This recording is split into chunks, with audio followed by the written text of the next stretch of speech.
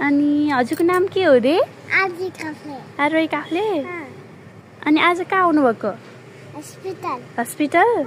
आज नि कान सफा गर्न आउनु भएको हो?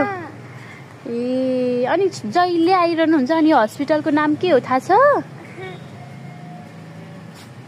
के हो रे?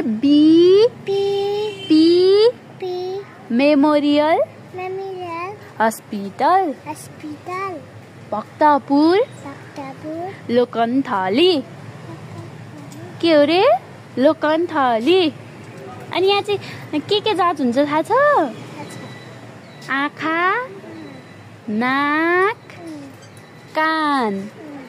अनि हजुर चाहिँ के जचाउन आउनु भएको? आँखा सफा गर्न आउनु भएको कि कान सफा गर्न आउनु भएको कि नाक जचाउन आउनु भएको कि दाँत?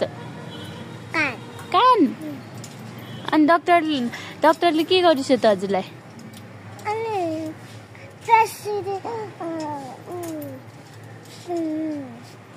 बेसरी नै मिसिनले अनि सफा गरिदिनु भयो?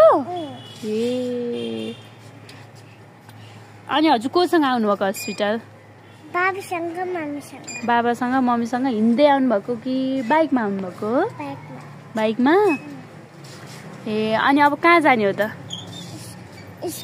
अब स्कुल। ल त्यसो भए अब स्कुल जाने। बाई।